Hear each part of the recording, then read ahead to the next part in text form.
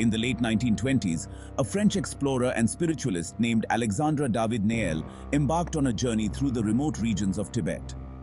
Her interest in Eastern mysticism had led her to study ancient texts on Buddhism and meditation. But it wasn't just enlightenment she was after. Alexandra had heard whispers of an esoteric practice, the creation of a tulpa, a mind-made being brought to life through deep meditation and willpower. The concept fascinated her. Could a human mind, with enough focus, manifest a separate consciousness? Something more than just an illusion? Driven by curiosity, she isolated herself in a small, barren monastery, high in the Himalayas, far from civilization. For weeks, Alexandra followed rigorous practices, emptying her mind of distractions, focusing on her intent. At first, nothing happened.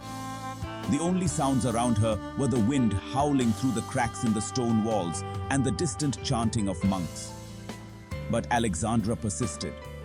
She chose to create a simple figure, a friendly monk with a round face and gentle smile. Harmless, she thought. She visualized him constantly, imagining every detail, from the rough fabric of his robes to the slight shuffle in his gait. Weeks passed, and then, one morning, she felt it. Someone was with her. The feeling was faint at first, like a soft presence in the corner of her vision. She dismissed it, attributing it to the long hours of meditation, exhaustion, or perhaps the isolation. But it grew stronger. Soon, she could see him, always at the edge of her sight, never fully in view, but undeniably there. Her tulpa had come to life. At first, he behaved exactly as she had intended. Calm, peaceful, a quiet companion. But then, something began to change. The tulpa, once a passive creation, started to act on its own. It no longer waited for Alexandra to summon it.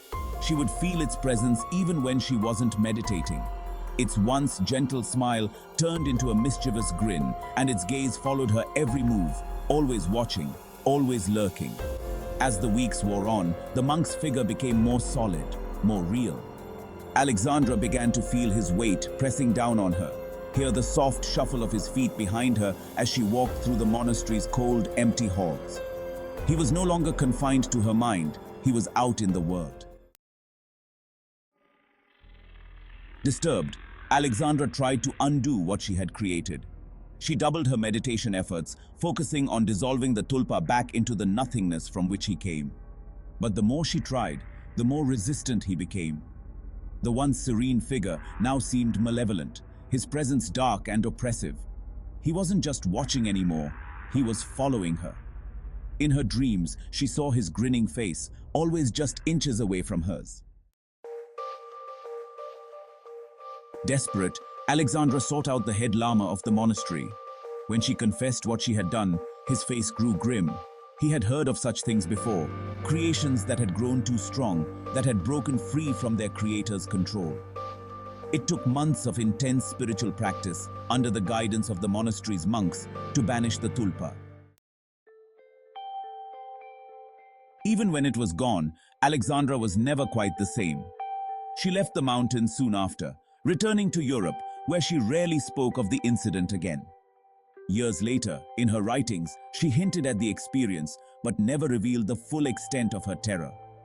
She warned others about the dangers of delving too deep into the mind, of giving life to something that could take on a will of its own. Alexandra survived her encounter, but she always felt in the back of her mind that the tulpa might still be out there, waiting for the right moment to return.